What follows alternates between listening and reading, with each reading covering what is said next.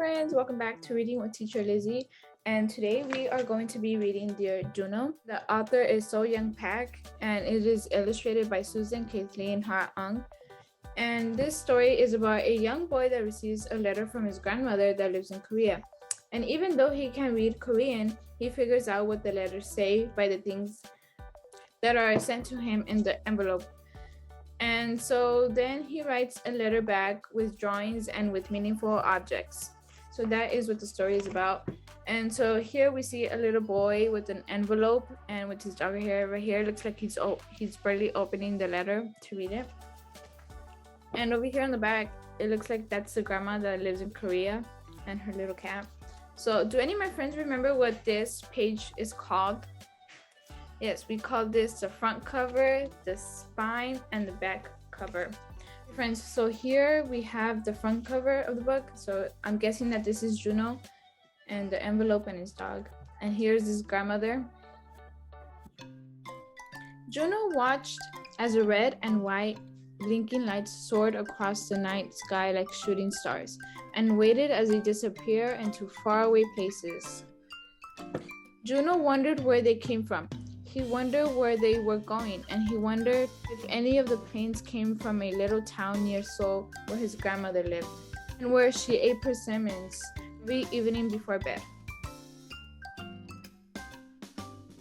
So here we see Juno with the unopened letter and with his dog. Juno looked at the letter that came that day. It was long and white and smudged. He saw the red and blue marks on the edges, and he knew the letter came from far away. His name and address were neatly printed on the front, so he knew the letter was for him. But best of all, the special stamp on the corner told Juno that the letter was from his grandmother. So here is the red and blue stripes that the envelope comes with. Through the window, Juno could see his parents. He saw bubbles growing in the sink. He saw dirty dishes waiting to be washed. He knew he would have to wait for the cleaning to be done before his parents could read the letter to him. Maybe I can read the inside too, Juno said to his dog Sam. Sam wagged his tail very carefully. Juno opened the envelope. Inside he found a letter folded into a neat small square. So here we see he's opening up the envelope and taking out the letter. He unfolded it. Tucked it inside were a picture and a dried flower. Juno looked at the letters and words he couldn't understand. He pulled out the photograph. It was a picture of his grandmother holding a cat. He pulled out the red and yellow flower. It felt light and gentle, like a dried leaf. Juno smiled. "Come on, Sam," Juno said. "Let's go find Mom and Dad." So here we see the letter that the grandma sent him, and it's in Korean, and here is a photo of the grandmother with her cat, and here is a flower that she sent in the envelope. "Grandma has a new cat," Juno said as he handed the letter to his mother, "and she's growing red and yellow flowers in her garden." "How do you know she has a new cat?" Juno's father asked. "She wouldn't send me a picture of a strange cat," said Juno. "I guess not," said Juno's father. "How do you know the flower is from her garden?" asked Juno's mother. "She wouldn't send me a flower from someone else's garden," Juno answered. "No, she wouldn't," said Juno's mother. Then Juno's mother read him the letter. So right here they're just talking about the letter. Guessing that's the grandmother's cat and the grandma's garden over here. "Dear Juno, how are you?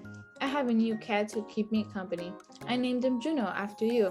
He can't help me weed, but the rabbits no longer come to eat my flowers. Grandma." "Just like you read it to yourself," Juno's father said. "I did read it," Juno said. "Yes, you did," said his mother. So here we see the grandma writing the letter. At school, Juno showed his class his grandmother's picture and dried flower. His teacher even pinned the letter to the board all day long. Juno kept peeking at the flower from his grandmother's garden. He didn't have a garden that grew flowers, but he had a swinging tree.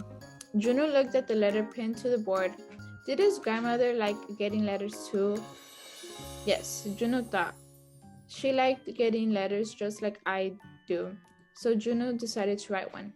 Aw, do my friends see how thoughtful Juno is? So here we see him picking a leaf. Is he probably gonna send it to his grandmother? Like his grandmother sent him a flower? I think so. After school, Juno ran to his backyard. He picked a leaf from his swinging tree, the biggest leaf he could find. Juno found his mother, who was sitting at her desk. He showed her the leaf. I'm going to write a letter, he told her. I'm sure it will be a very nice letter, she answered and gave him a big yellow envelope. Yes, it will, Juno said, and then began to draw. First, he drew a picture of his mom and dad standing outside the house. Second, he drew a picture of Sam playing underneath his big swinging tree. Then, very carefully, Juno drew a picture of himself standing under an airplane in a strawy nighttime sky. After he was finished, he placed everything in the envelope. So here we see the paintings or the drawings he drew. And here he's drawing himself. He looks so concentrated. Here's my letter, Juno pronounced proudly. You can read it if you want to. Juno's father looked in the envelope. He pulled out the leaf. Only a big swinging tree could grow a leaf this big, he said. Juno's mother pulled out one of the drawings. What a fine picture, she said. It takes a very good artist to say so much with a drawing. Juno's father patted Juno on the head. It's just like a real letter, he said. It is a real letter, Juno said. It certainly is, said his mother. And then he mailed the envelope and waited. And so here's a grandma with the leaf, looking at his drawings, and here's her cat. One day, a big envelope came. It was from Juno's grandmother. This time, Juno didn't wait at all. He opened the envelope right away. Inside, Juno found a box of colored pencils. He knew she wanted another letter. Next, he pulled out a picture of his grandmother. He noticed she was sitting with the cat and two kittens.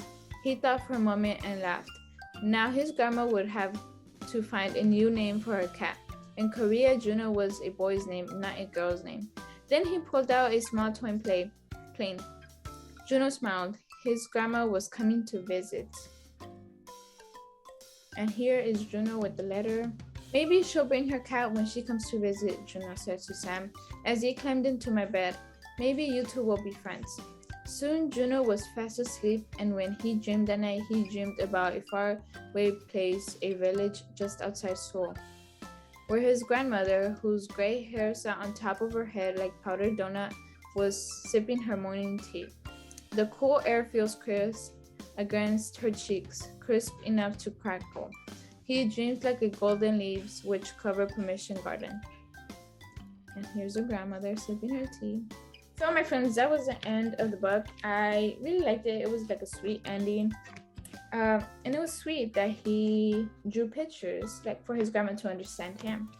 So yeah, I hope my friends enjoyed reading the story with me, and I hope my friends have a good day. Bye.